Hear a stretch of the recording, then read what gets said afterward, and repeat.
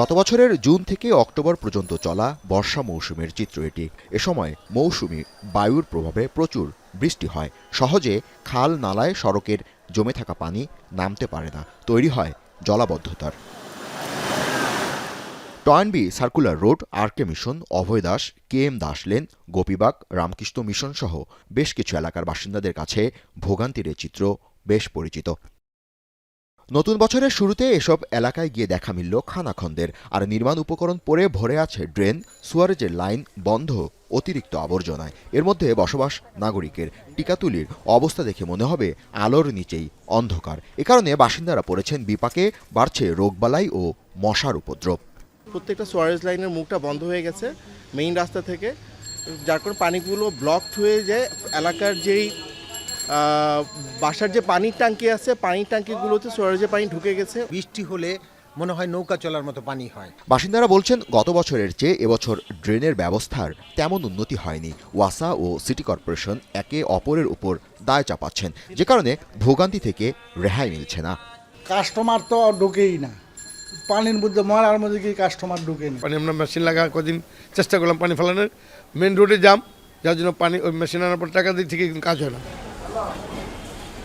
এখন শীতকাল, টিকাতলির এই সড়কে যে পানি জমে আছে তা বৃষ্টির নয়, দূরের ওই ড্রেনে ময়লা আবর্জনা, পলিথিন, প্লাস্টিক সহ কঠিন বর্জ্যে ভরাট হয়ে আছে, যে কারণে এই এলাকার বাসাবাড়ির ব্যবহৃত পানি খুব সহজে নেমে যেতে পারছে না।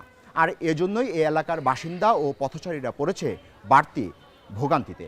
বিশেষজ্ঞরা বলছে এই এলাকার আশেপাশের খাল, জলাধার, ডোবানালা খনন করা না গেলে আসছে বর্ষায় এই ভোগান্তি আরও বাড়বে। এদিকে নগর পরিকল্পনাবিদ বলছেন সিটি কর্পোরেশন ও সেবা সংস্থাগুলো বড় প্রকল্প নিয়ে না ভেবে খালের আন্তঃসংযোগ বাড়ালে ভোগান্তি কমবে। শিরা উপশিরার মতো খালগুলো যেগুলো বৃষ্টির পানি সরিয়ে যেত, সবগুলোকে আমরা সরকারি বেসরকারি পর্যায়ে আমরা একদম গলা টিপে মেরে ফেলেছি।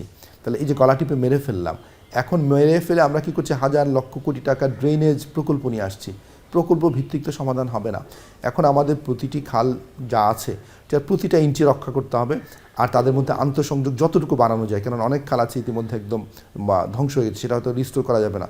আর ঢাকা দক্ষিণ সিটির প্রধান বর্জ্য ব্যবস্থাপনা কর্মকর্তা বলছেন 13টি খাল খননের কাজ চলছে। তিনি বলেন বর্ষার আগেই ড্রেনের ডিপ ক্লিনিংয়ের কাজ শেষ হবে।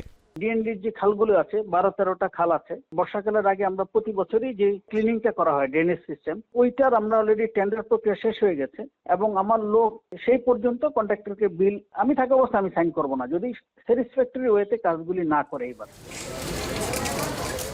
ঢাকা দক্ষিণ সিটি কর্পোরেশনে খোলা ড্রেন রয়েছে 466.43 কিলোমিটার, আর পাইপ ড্রেন রয়েছে 715.73 কিলোমিটার।